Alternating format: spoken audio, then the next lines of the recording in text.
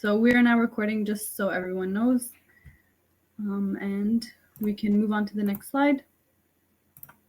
So basically, GDSC works to bridge theory and practice, and that's basically what the mission is across North America. So the GDSC launched across North America about 3 years ago, and that's when we had our first chapter at the University of Windsor.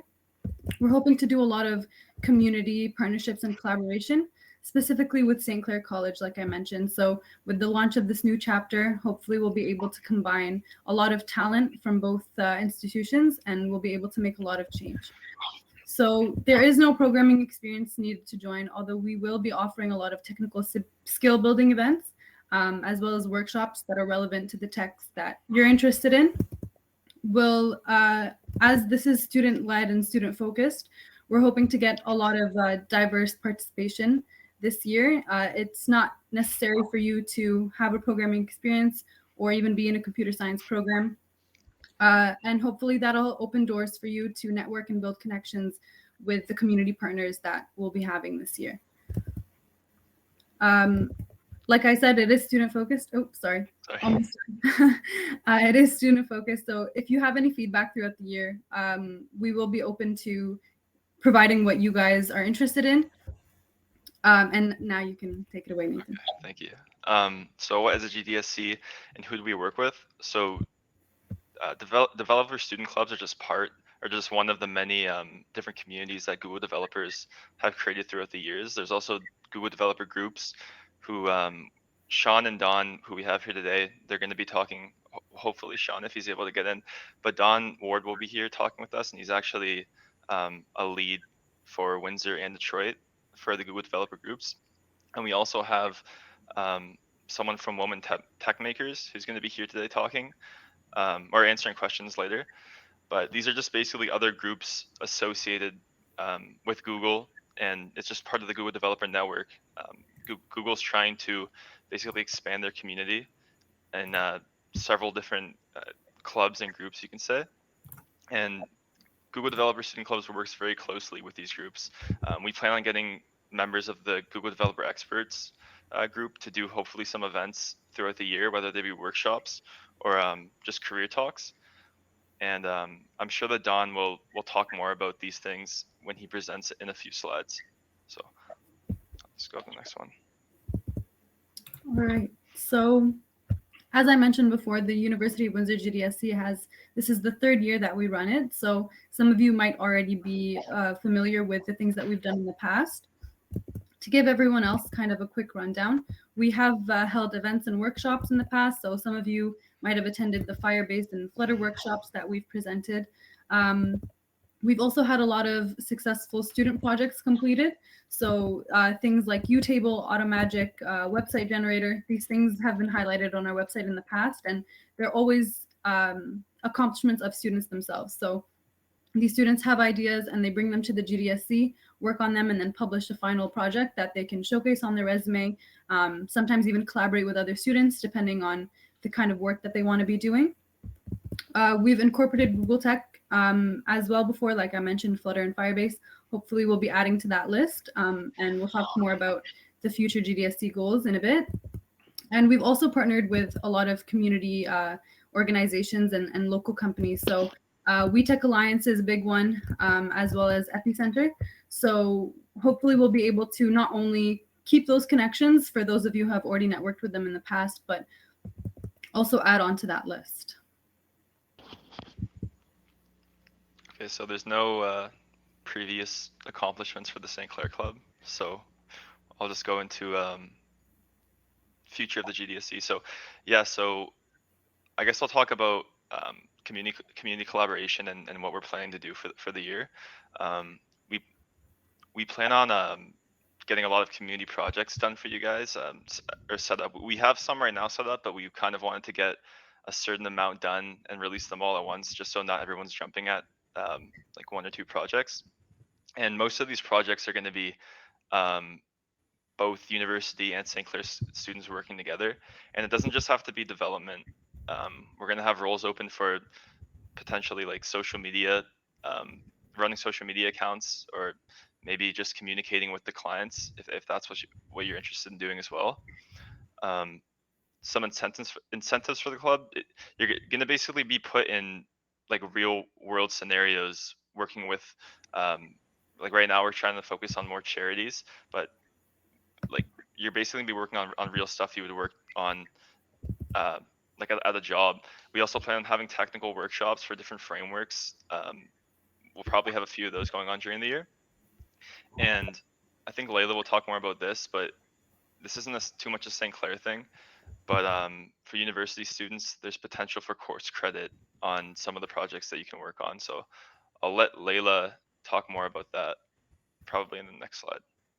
Sure. So I can start off with the course credits. So as some of you might have already remember or recall, for the University of Windsor, Michelle Bondi is the program coordinator for the University of Windsor service learning and internship courses. So I know we have some questions here about examples of real life projects and things that we're hoping to do. So let's say that we have a project coming up that's based on web development, then we'll have workshops that are relevant to that project. So if you're creating a website for either if it's a personal website or if it's one that we partner you with a community or local organization, then let's say you decide with your team, or let's say you're assigned to use an Angular tech stack or MERN. So we'll have those different technical workshops going on as the project proceeds, so that you'll be able to apply the direct knowledge that you're learning. Or in another example, if hopefully we're going to be partnering with the AI Club at the University of Windsor. So if you're hoping to do a project on machine learning or artificial intelligence, then we'll be able to provide workshops on TensorFlow, which is a Google tech that's highly relevant, and it's new in artificial intelligence. So those are some examples. And as the year goes on, beginning to mid-October, we'll be having these projects posted on our Discord, and we'll be giving you more instructions on how to join. But that's kind of just to answer some of the questions in the chat. So as for the course credit, depending on when you start your project, and we'll help you connect with Michelle Bondi to get course credit for the projects you're working on and the community partnerships that you're connecting with, you'll be able to get course credit for that work. All you'll need to do is complete some reflections and connect with Michelle Bondi to as a supervisor basis. And that'll come later on, and it will start in the second semester due to the program timeline. So improvements and developments this year. We know that to prepare yourself for the real world in the tech industry, resume building and interview prep are very important. So we'll definitely be focusing on that. We have a peer career panel coming soon where you'll be able to ask students like yourselves who have landed some really cool internships in the past. You'll be able to ask them questions about how they found the interview process and the things that they would recommend for you. This will help you prepare for your interviews, and market yourself to recruiters in the best way possible. And now Nathan will continue with a few more examples. Yeah, so we want to just basically like the point of the club. We want to just build a community that's going to empower the students in the club to get exposed to different technologies that they normally wouldn't in a school environment. So we thought of some good ways to do this. Things like study jams, things like workshops with like professionals who you can code along building like a Flutter app, or code alongs making an Angular app. And they're not just limited to Google technologies. Like we definitely want to expand out if we can, although Google technologies are great. So we also plan, like Layla said, to have an alumni talk, or not just an alumni talk. It can be students even currently enrolled in either school. We plan on having this next month. Right now, it's kind of just getting the people we want to talk together, but we do have an event in mind, and it's probably going to happen at the end of October. And this is going to be probably, we're not sure how many people yet, but it'll be people working at companies like Google, who have worked at Google or have worked at companies like Ford or big companies, and they're just going to basically be talking about their experience of how they got to where they are. Q&As of what the interview processes are like and how technical interviews are and what to know for these technical interviews. All these questions we want to answer for students who are interested in them because they're so relevant when you're on the job hunt and when you're hunting for an internship. So we think that's a really good idea for our next event, and we'll have more information for you guys. It'll probably be like the third week of October. And we also plan on having an event. This is down the road, but like an industry professional event where people who maybe own businesses in the local community can come and talk to you guys about um, entrepreneurship, starting your own company, things like what they look for when they're hiring developers. We think that would be another interesting event. And keep in mind that these events are just completely separate from the projects that we plan for you guys. These are just kind of their own maybe monthly thing that people can attend to. But we also do have a lot in mind for setting you guys up with projects and making teams for those projects. So these are just kind of their own thing um, that you guys can attend like maybe once a month. So, and they're interactive and collaborate. So take that Of course. as this. All right. So to kind of dive a bit deeper into the projects that we'll be offering, these listed here are just some ideas that we've had from past interest. But like I said, this is a student-led and student-focused club. So we will be posting a poll soon in both of the Discord servers to get a better feel of what projects you would like to be interested in. And then we can help you either set up your own project, your own idea, or connect you with a community organization or local company that is looking for something like that. And both of them you'll be able to showcase on your portfolio or professional resume. So if you're interested in front-end development or back-end development, we'll definitely have website projects for charities. We already have those set up. We have nonprofit organizations like 100 Women Who Care, United Way. We're hoping to collaborate again with Epicenter. If you're interested in cloud computing, Google Tech, that's a huge thing. We'll be going over the Google Cloud platform as well. Like I mentioned before, we're collaborating with the AI Club at the University of Windsor, and they have projects almost on a monthly basis. So if you're interested in that, you can definitely join. Like I said, you also have the possibility to create your own project. So let's say the projects listed aren't something that you're interested in, and you have an idea you'd like us to help you to find resources, to find student help, or to even find a community partnership that will help guide you through this, then you'll definitely have the chance to work together with students to do those things and find like-minded individuals to accomplish that goal. I can really quickly just address the questions that we have in the chat. So I mentioned a couple projects before. We've partnered with Epicenter. So Epicenter, for those of you who don't know or haven't heard of it, is an entrepreneurship. It supports entrepreneurship. And so basically what happens is when these students go to the Epicenter to start their own company, they usually need some sort of technical component to help their startup. So that's where we would come in. For those of you who have heard of Utable, it's a timetable generator for those at the University of Windsor, and that was one of the projects that was created under the Gdsc. The Windsor AI Club is the Artificial Intelligence Club. It's primarily run in the engineering faculty, but they have majors from computer science, math, nursing. So I really want to stress that you don't need programming experience to be a part of this. I'm not sure if there's anything else I can address, or Just to go off of what Layla said, like for the projects that we have in mind, like let's just say we want to build a website for a local charity and you're interested in being a part of that. We're not asking you to be like an expert in the frameworks or languages we're using. We're just asking because we're gonna have like I guess you can say screening process for the people who are interested in these projects, because we don't want to have like 50 people working on one project. But we just want you to show that you're gonna work hard and that you're gonna put in the time to make something. So it doesn't really matter what your developer experience is when it comes to to making these projects. So just keep that in mind. Maybe take some stress off of if you're thinking that you need to know something. Just as long as you're willing to work and you're willing to learn, you should be fine. Definitely.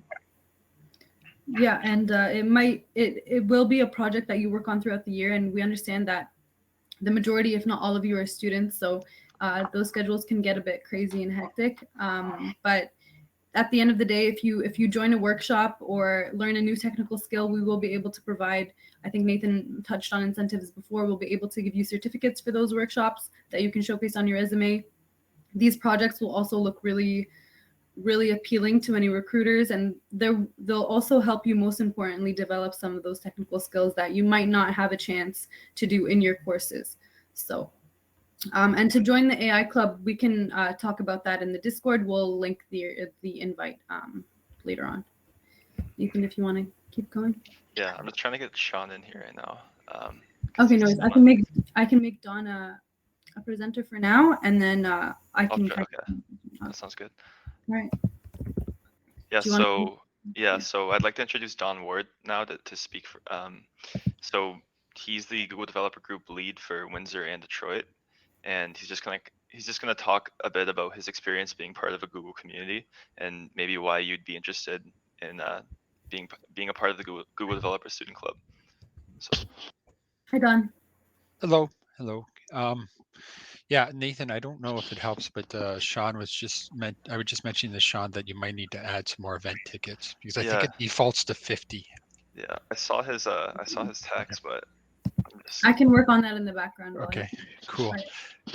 Do we have well, welcome everyone. Thank you for having me, Nathan, Layla. Really appreciate it. And just really quick, the 30-second of who I am, Don Ward. I'm a staff engineer at Quicken Loans, or otherwise we just renamed ourselves to Rocket Mortgage in Detroit, Michigan. We are the largest mortgage lender in the United States right now, have been for a few years now. I've been fortunate to be there for 10 years. What do I do on a day-to-day basis? I work on bringing ML models that we train on the humongous amounts of data that we have on our clients and mortgage industry. I work to bring those machine learning models to help train them, but also primarily to bring them into production and get them in front of our clients and get them affecting our system. So that's what I do on a day-to-day basis. I do lead the Google, I founded and lead the Google Windsor Developers Group and the Detroit group. I'm also I serve as mentor. Since last year, I started as the mentor for the Canadian region for Google Developers Group. So in that role, it's been very eye-opening. It's very, very great because I've had the opportunity to meet with Google developer groups across Canada and work with them, partner on some of our larger initiatives and larger events too, which I'll share a little bit more about as we get into this. But what I wanted to talk about today is community, and why do you want to belong to this community? I don't suspect that the audience, based on the attendees, the number of attendees we have, and the interest, it's not something I need to convince you of, but what I do find, I want to, I guess, share with you why this should resonate with you and why once you leave tonight, you make yourself part of this community. Don't just rely on your leaders, contribute back. So I'm going to ask this: what if belonging to community helps you land a dream job, which sounds like a ton of you want, which who wouldn't, right? If you're in school and at that point in your life, it gives you the tools to advance and grow once you have your dream job, which is also important because once you land the dream job, you actually have to execute. You have to show up at work every day and actually deliver. Imagine that. That's a hard one right there, right? So you get, you work to get that dream job. You get it, and then you have to go over the hump. You got the dream job. Now you don't get to, sit back and take it easy. You actually have to deliver. And then also belonging to a community helps you build your reputation in communities you care about. So it wouldn't just help you build your reputation in this community, in the Windsor Google Developers Student Clubs, but it will help you build your reputation outside of this community in tangential communities. For instance, other local user groups, software development groups, on LinkedIn. Those types of areas are very, very useful in having your reputation known and basically having your reputation precede you, which is always desirable, I believe. So, what if that, all of these things belonging to this community can help you do that? And he may be like, I'm not so sure. I mean, I wasn't honestly when I started way back when in, GDG, Google Developers Groups, and doing user groups in general. So if I can we can go to the next slide. Let me tell you a little story about myself and where I come from. So the good news is it does. All those points there I just shared, they do contribute to, community contributes to every one of those, and I'm living proof of that. So I'm going to tell you my story. It's going to be quick because I don't want to, not all about me, but I think it's, this is the illustration of the fact. So we're going to go back to 2006 actually, and that was when my first daughter was born. So, but I was working as an automotive controls engineer. I had an electrical engineering degree from the University of Windsor, and I'd also taken night courses at Sinclair College. So I'm an alumni of both these fine institutions, which is awesome. Happy to be. And I was traveling the world doing engineering for companies like Chrysler, Ford, Mercedes-Benz, Fiat. We actually worked on for some airplane manufacturers at one point too. What was I doing? What was a automotive controls engineer do? Well, I was programming machinery in the auto plants, robots, all kinds of flow control machinery and types of that things. But my primary language was machine language, like literacy, assembly code, machine language. I was working in that every day, traveling the world, 60 to 80 hours a day. I've been doing it for 10 years, or 60, 80 hours a week, not a day. That'd be a lot, but and that's what I was doing. So that's where I am in 2006, 2007, and I've got a young family, and I've decided, you know what, I'm going to cross train. I got to get out of this role. I've got to get off this cycle of continual, you know, feast and famine that goes along with the auto industry, but also traveling worldwide. When my second daughter came along in 2009, I just about missed her birth because I was in Naples, Italy, doing a job for Fiat. So that was kind of reinforced my decision back then. But so continuing on, let's talk about what first thing I thought was I'm going to go into IT and I want to go into finance. It seems stable. Banks do well. Why not, right? Makes total sense. And IT is fun. I already have a little bit of a background there, right? So I went and I started my second degree in computer science at the University of Windsor, and part-time. I was doing it at night. Kind of crazy because they didn't have a part-time program at that time in computer science. So basically what we were doing was we were just taking full-time courses, not showing up. Don't tell any of the profs, but we weren't showing up to the class. We were just reading the notes, reading the textbooks, and then showing up for the final exams and passing. And that's what we were basically doing because we couldn't. I was full-time. I was working full-time.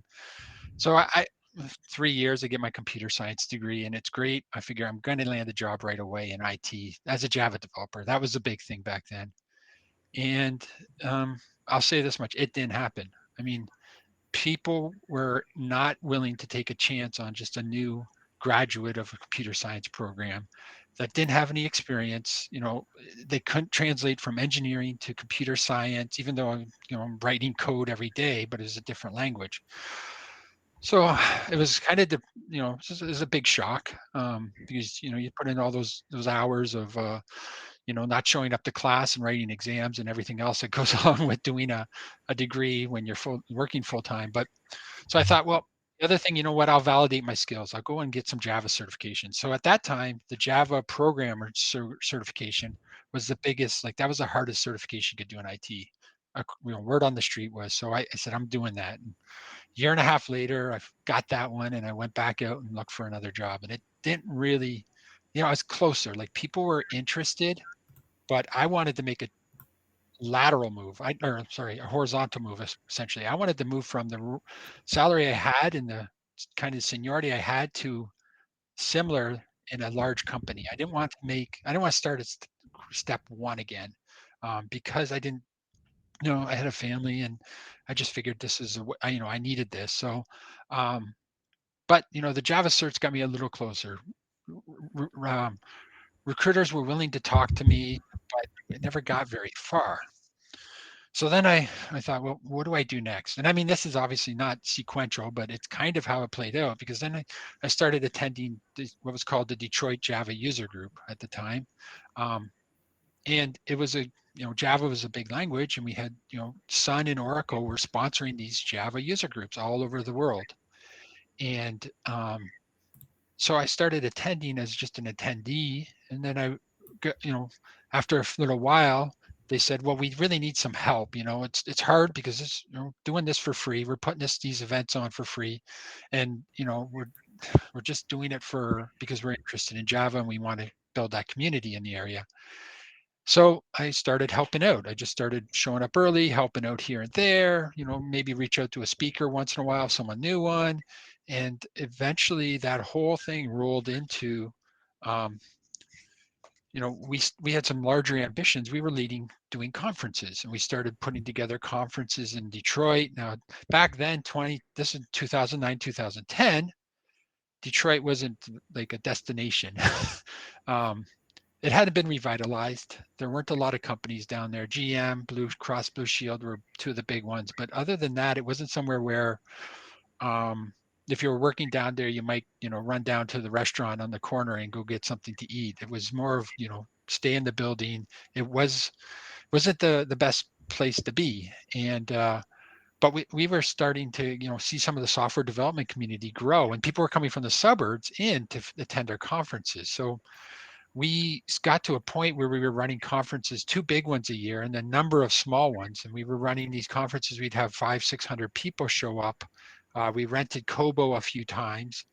And at that time, Kobo hadn't gone through its makeover that it's gone through recently. So it was dirt cheap to rent it. Half of the conference center, you could rent it out. And we would do that on a Saturday, and we'd have 500-600 people, 30 sponsors show up, booths and everything else. And where did that get me? Like that's, I got networking out of it. Um, I got to rub shoulders with developers, but I also got to rub shoulders with recruiters and company owners. And it wasn't like it just because I was there and we were leading a community and, we just made this up, but people wanted to hire developers, and this was a hot area. So that's what we ended up doing. Right. And the cool thing about it was, and similar to this community, everyone was doing it for free. Now, I won't say everyone was doing it for the same reason. That is never the case in any organization. I've learned that many times. And you really have to have an idea of where other people are coming from and what their needs are when you lead an organization, and take them into account, of course. Um, but the great thing about it was we were all coming together just for our, some shared goal to build up the software development community in Detroit. So that was kind of the common goal. I mean, some people were in for more profit or better jobs. Everyone had their angle, but we were putting together these awesome conferences, and it was really cool. And so luckily at this time, I'm still looking for a job, and I don't know what's going to happen, but I'm having a lot of fun. I'll just say that much. And, um, you know, you can tell when you're having fun doing something when you would do it, even though no one's paying you or no one's got pressure on you to do it. You're just like, oh, I'm going to see if I can get this speaker. Oh, it'd be really cool if I got this speaker. It'd be really awesome if we could bring them to Detroit. And that was what drove us. And around that time, I luckily was starting to interview again, and I landed a job interview with Quicken Loans at the time. Now, funny story, I actually wasn't supposed to interview with Quicken Loans. Um, what happened was I was working with a recruiter who I'd met at one of our conferences, and I took care of their booth for them. I was their point of contact for their booth. So, and he said, yeah, I'll look around for you. And he had said, okay, I'm gonna hook you up with a company called Team Detroit out in Dearborn, and you can go interview there. And so I didn't hear from him for 2 weeks, and I figured, okay, well, maybe he's busy or something, you know. And then his assistant called me up and said, "You're ready to interview with Quicken in a month, are you?" And I'm like, "What do you mean?" She said, "Quicken Loans." I said, "Well, we talked about Team Detroit." She went and looked back, and she had accidentally scheduled another candidate to interview with Team Detroit because we had similar skills, and me to interview with Quicken Loans. So, you know, you got to roll with it because they didn't want to ruin their reputation having brought the wrong candidate to the wrong company. And I did find out where that candidate, if he ever got hired by Team Detroit, but luckily I got hired by Quicken Loans. Now, the fourth part of this whole equation here is I had side Android projects. Now, this back then, it's 2011, Android was in Detroit, it was a hard skill set to find people that could do Android development. I was luckily the first Android developer Quicken Loans hired. The mobile team was 4 people when I hired in. Um, and I had side Android projects that, you know, because I had had the time and I'd been in this, when I found out I was hiring for Quicken Loans, I thought it'd be really cool. You know, I already had some Git repos out there, but getting an app in the store and, you know, it's that type of stuff was what really helped. What's the question? What were your learnings from these conferences? Oh, I mean, one thing you'll learn from conferences, I would say for sure, is it's really, you know, raising your level of awareness. It's easy to work in one specific area of technology day in, day out and get really good at it, but knowing what the landscape around you is, getting to mix with people that do it every day, that's just invaluable. Like you get so much more perspective on how things work. Um, so anyways, I had the side Android projects, and then luckily for me, so I walk into, you know, the interview and I've got these, you know, an Android app and they can download my app and they can look at my repos, my Git repos. Luckily for me, 2 of the interviewers had been to a mobile development conference that I was on the lead team a month earlier for.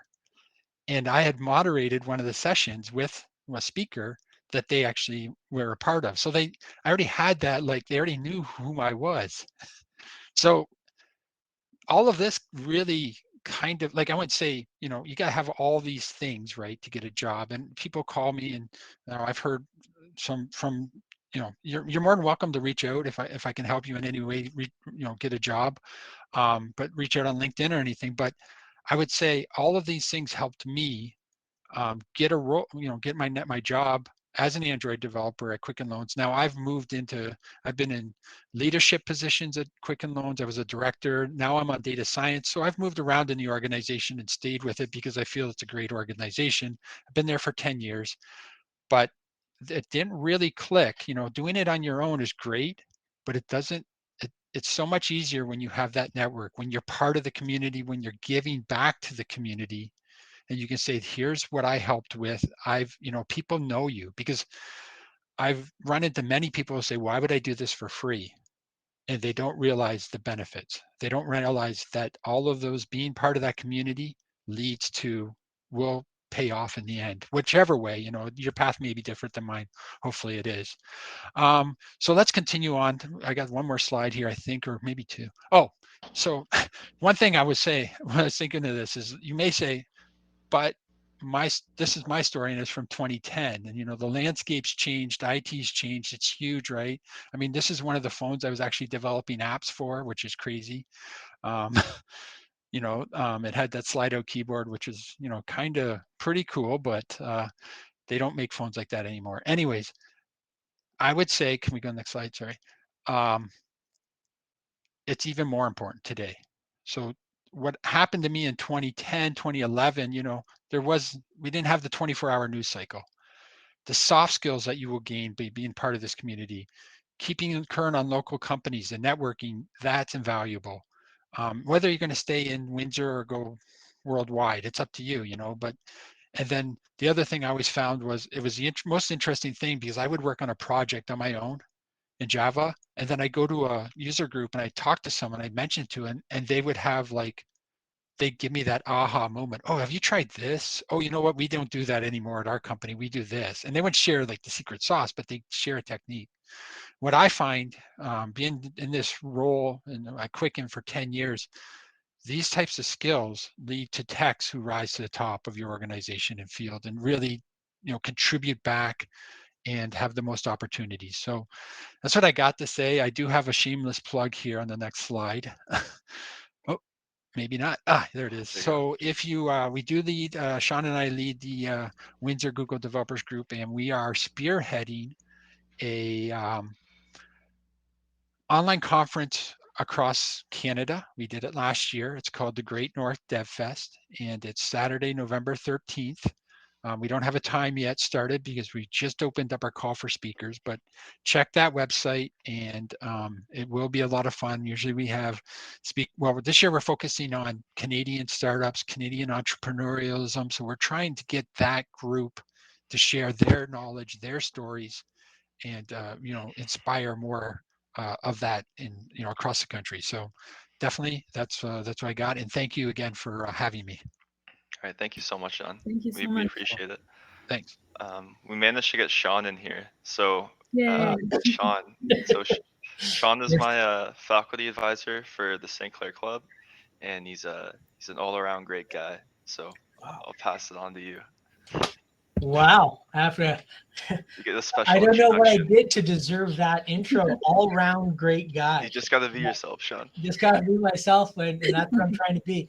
And half of it was the struggle that it took me to get on Bevy and get logged on to here. It's all good. Hey, happy to be here, and not to take away anything from Don at all, but to follow Don is difficult because he has quite the resume, as you've seen. He's got a lot of experience, and he has been the spark that has ignited Google here in this area, right? Windsor and Detroit. He leads the Detroit chapter too. So Don kind of took me under his wing a few years ago, started with Windsor Essex. I'd always been hearing his stories, and I jumped on board. To be very, very honest with you, right? Up until the point I joined GDG, right, and got involved with Google, it was my IT or tech career was kind of like blah, right? In that I got work, I was educated. I've got a master's degree in computer and information systems, currently working on a PhD as well. But my professional life was kind of boring. It was dull. It was dry. Why? Because what Don has already said, right? It's the soft skills that I had, but I was not allowed to exercise. Being in computer science, we were rewarded for spending 70, 80 hours in a cube, like a drone pounding out code, and it just drove me crazy. So I had to leave that world, right? I worked at CompuWare, Fiserv, Bell, and I came into teaching, into academics. I'm like, okay, going to use these soft skills, right? So I started these, teaching a number of different courses, data, web design, mobile app development, etc.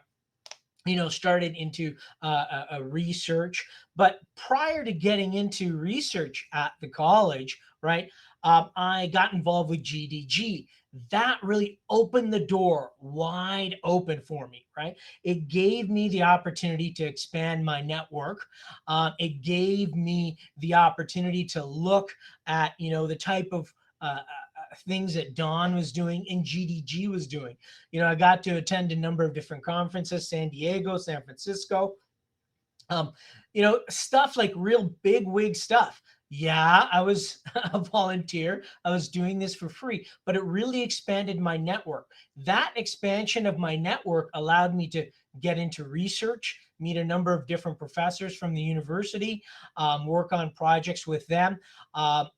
I've developed an app with a team from the college called MCare. It's a healthcare app, which is currently prototyping.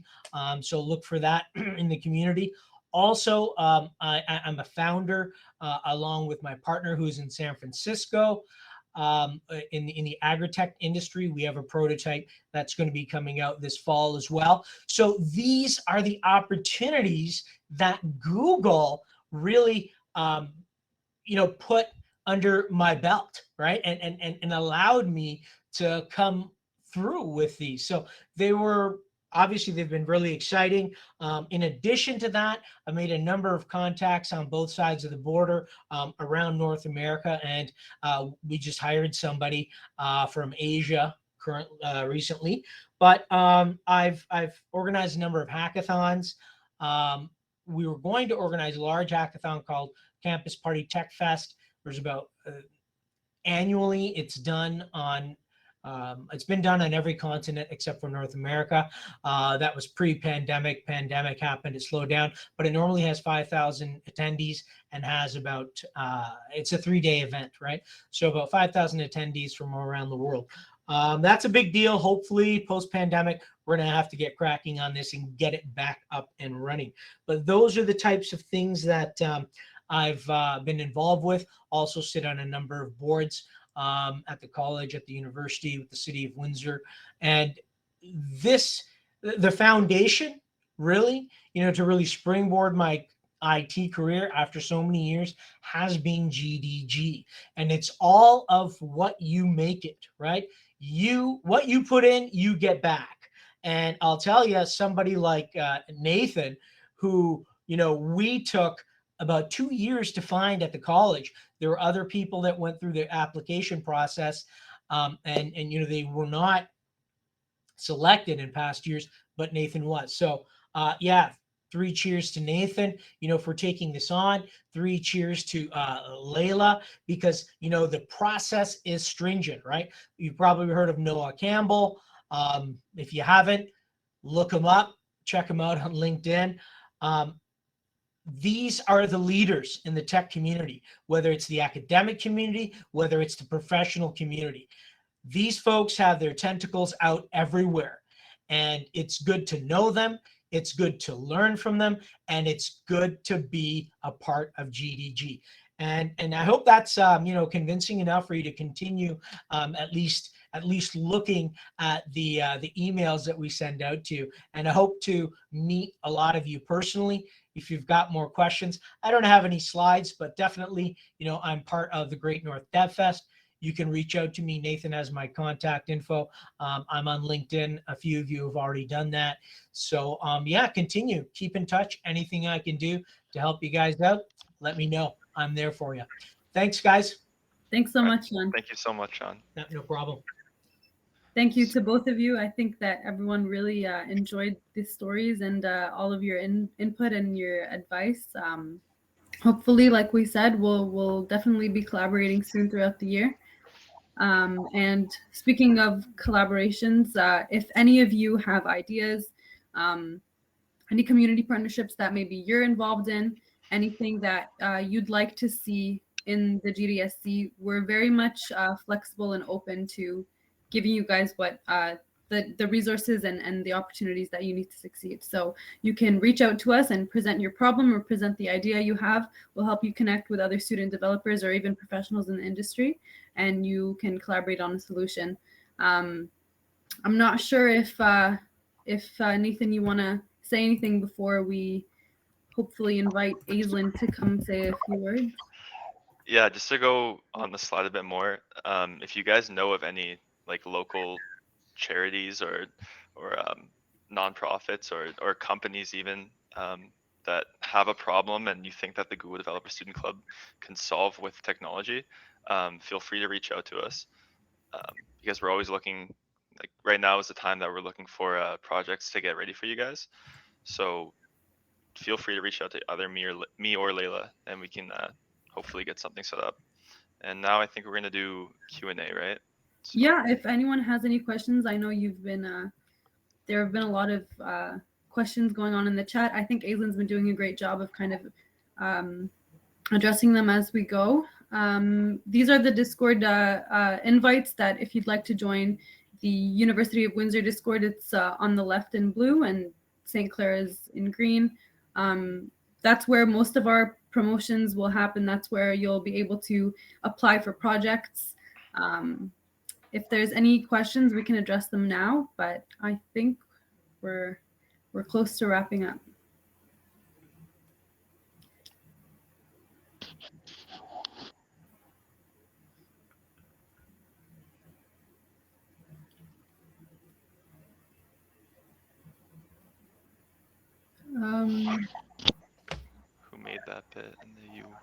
I'm not sure who made me that. Oh, that's Dennis. He's Oh, right there in the chat. Shout out to Dennis, a great Googler bot that you guys can try out in both servers. And Nathan created his very own bot in his server as well. So mine is like the knockoff version of Dennis's. It's go ahead, Dennis, if you have a question.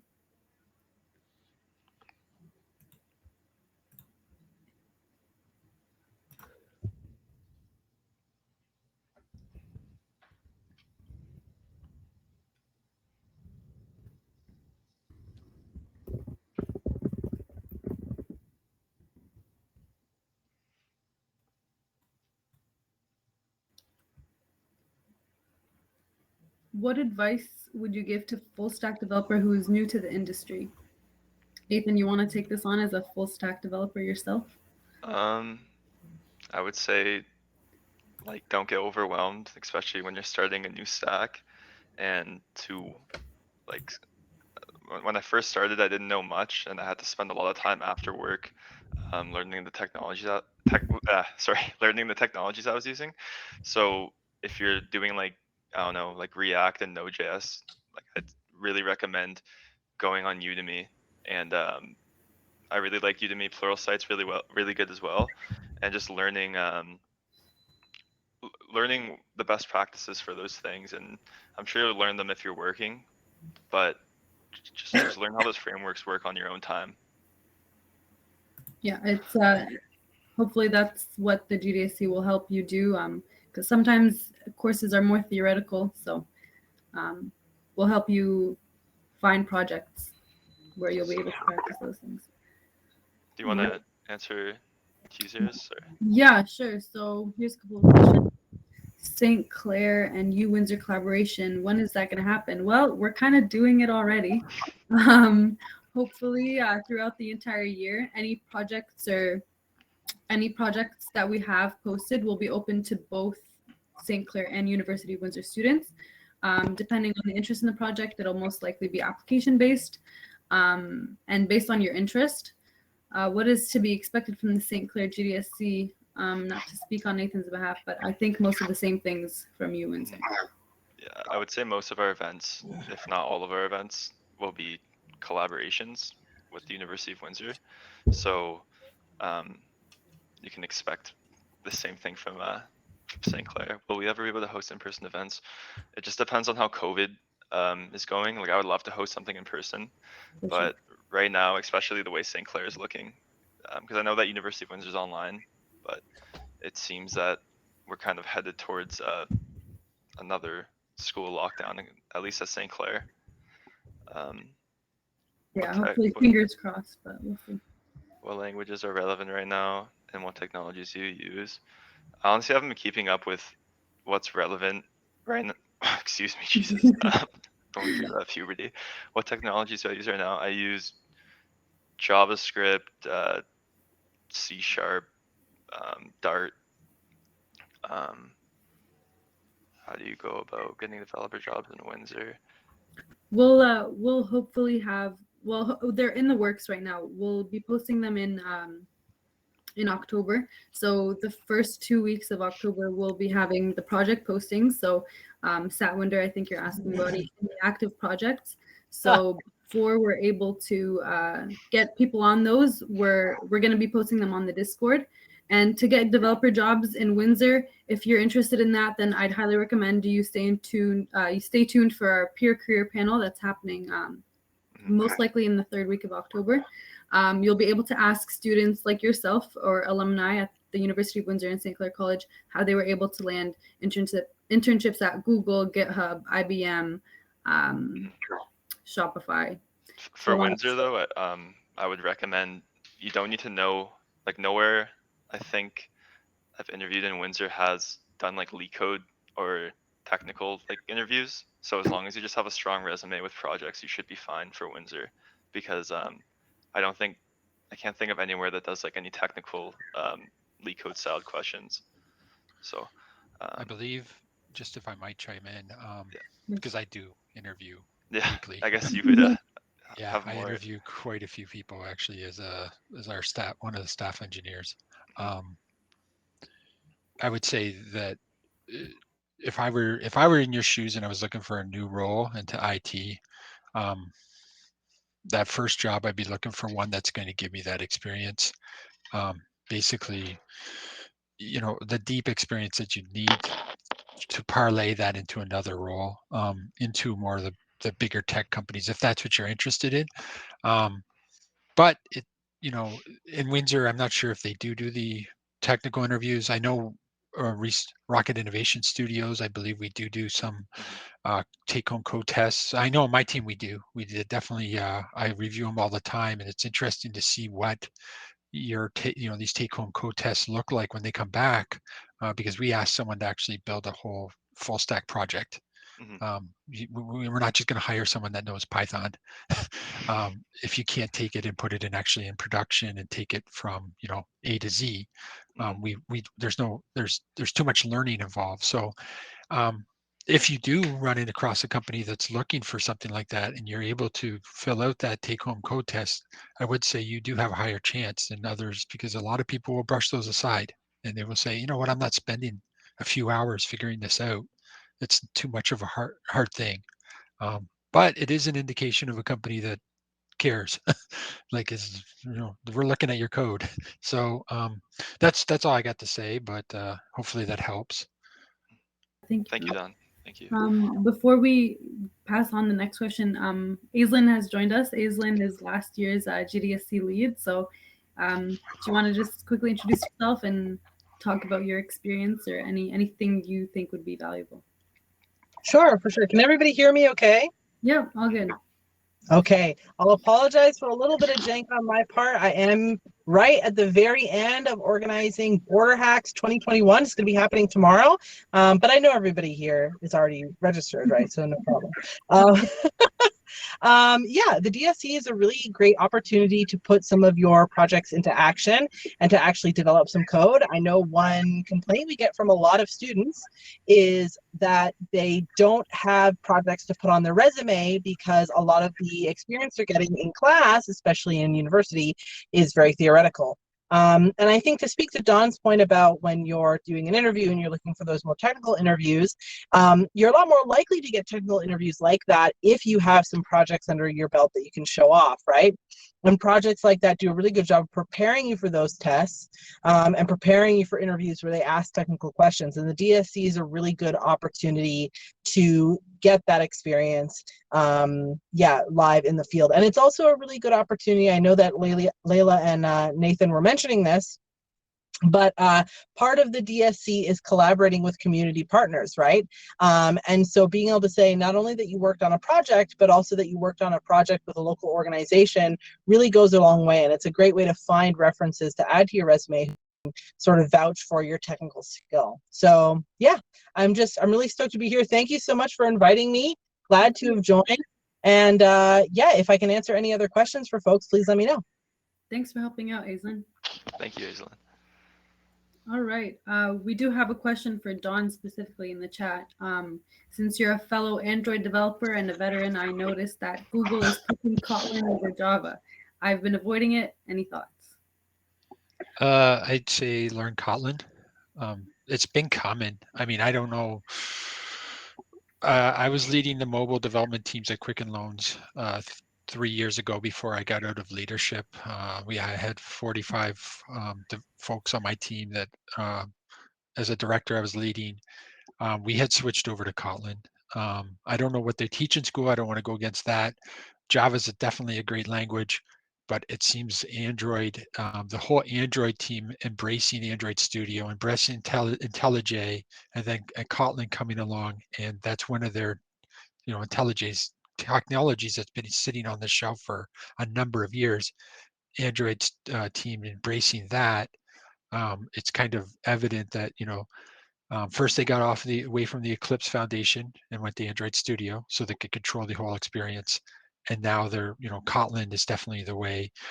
Myself, I'm personally, when I do any mobile development, when I dive into it, like last year, I just gave I was fortunate enough to give a 4-hour session at CodeMash workshop, actually, 125 developers. I don't know if I would ever do that again, because that was a marathon to put together, like 115 slides. We built a mobile app in Flutter to do face detection using TensorFlow Lite with a pre-canned model. So that was, but in myself, anything I like these days, I like to look at Flutter, and I think it's really positioning itself well.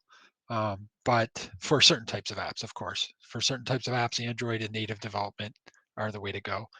Hopefully that doesn't rub anyone wrong. We all have our opinions, but that's what I I see love these Flutter. days. Yeah. Oh yeah. Flutter's a talk lot of about fun. And with this new version, it's so, web support is really exciting. So Yeah, it's incredible. Yeah. But thank you, Don. I appreciate it. yeah, no, thank you. Do we have any other questions? If anyone else has any questions, they can put it in the chat. I know some people have been sending DMs. Let's see. Yeah, so we will, this session has been recording. We'll be posting the instructions on Discord to follow up with the recording. And you guys are always free to reach out to us on either of our Discord channels or LinkedIn, any way that you can grab hold of us. Aislinn, Don, Sean, Nathan, or I. We'd love to help out. Yeah, for sure. About anything. If you guys need anything, just reach out to us. Yeah, anytime. Yeah. So if we don't have any more questions, I think we can wrap this up. Yeah. So I'm gonna stop sharing my screen. Okay. There we go. And I'll stop Okay, so thank you everyone for coming.